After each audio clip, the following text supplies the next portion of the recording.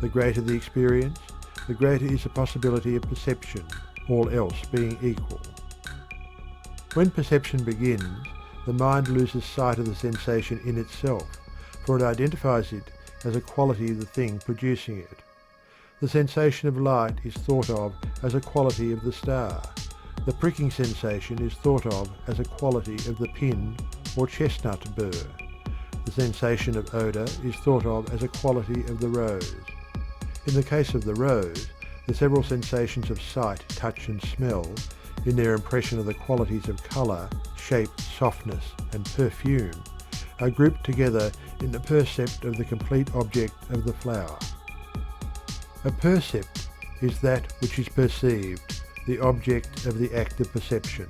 The percept, of course, is a mental state corresponding with its outside object.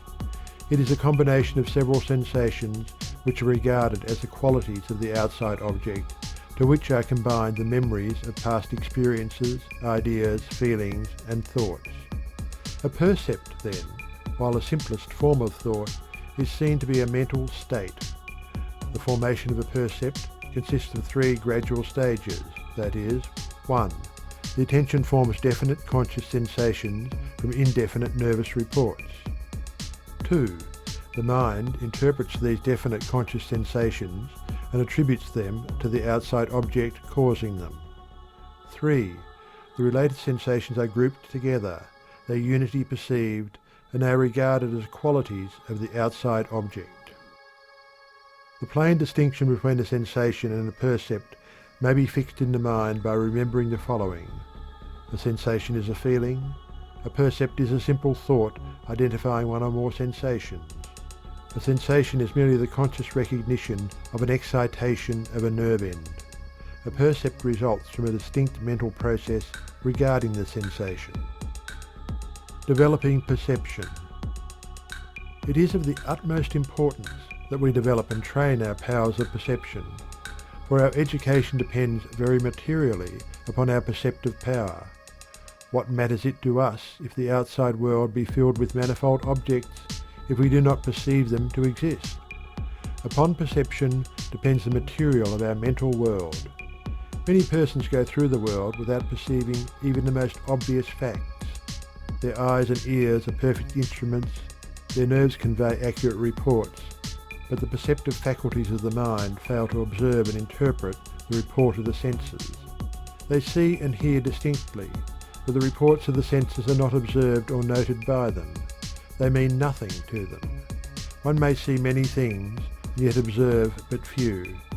It is not upon what we see or hear that our stock of knowledge depends, so much as it does upon what we perceive, notice, or observe. Not only is one's stock of practical knowledge largely based upon developed perception, but one's success also depends materially upon the same faculties. In business and professional life, the successful man is usually he who has developed perceptive powers, he who has learned to perceive, observe, and note. The man who perceives and takes mental notes of what occurs in his world is a man who is apt to know things when such knowledge is needed. In this age of book education, we find that the young people are not nearly so observant as are those children who had to depend upon the powers of perception for their knowledge. The young Arab or Indian will observe more in an hour than the civilized child will in a day. To live in a world of books tends, in many cases, to weaken the powers of observation and perception. Perception may be developed by practice. Begin by taking notice of the things seen and heard in your usual walks. Keep wide open the eyes of the mind. Notice the faces of the people, their walk, their characteristics. Look for interesting and odd things, and you will see them. Do not go through life in a daydream, but keep a sharp lookout for things of interest and value. The most familiar things will repay you for the time and work of examining them in detail, and the practice gained by such tasks will prove valuable in your development of perception. An authority remarks that very few persons, even those living in the country, know whether a cow's ears are above, below, behind, or in front of her horns, nor whether cats descend from trees head first or tail first. Very few persons can distinguish between the leaves of the various kinds of familiar trees in their neighbourhood. Comparatively few persons are able to describe the house in which they live, at least beyond the most general features. The details are unknown.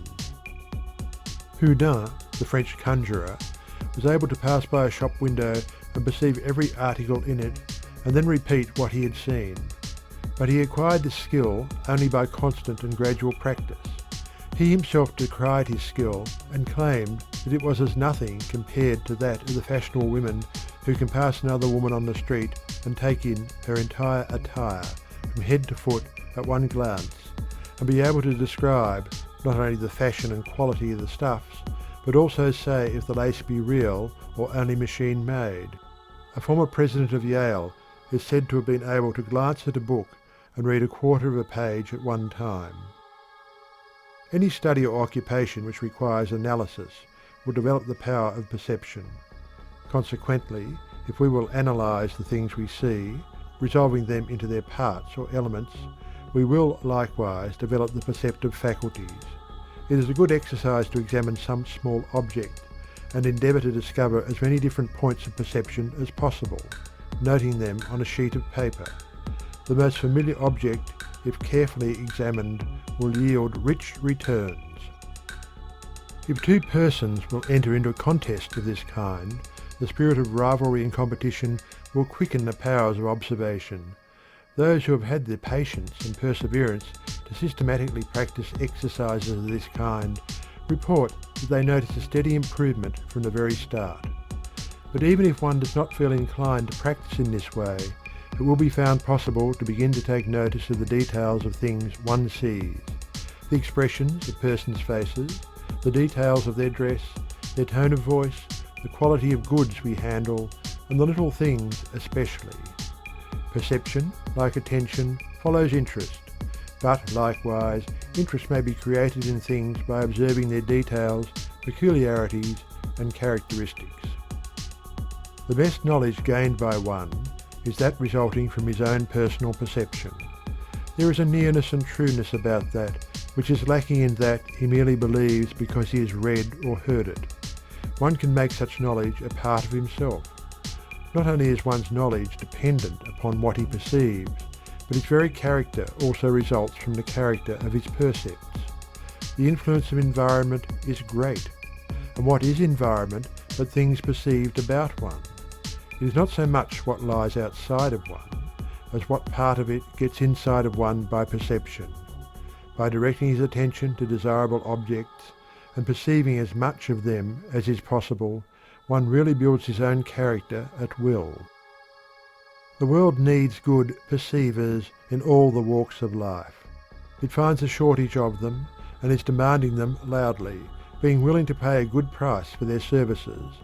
The person who can voluntarily perceive and observe the details of any profession, business, or trade will go far in that vocation. The education of children should take the faculty of perception into active consideration. The kindergarten has taken some steps in this direction, but there is much more to be done. End of chapter 6. End of section 2.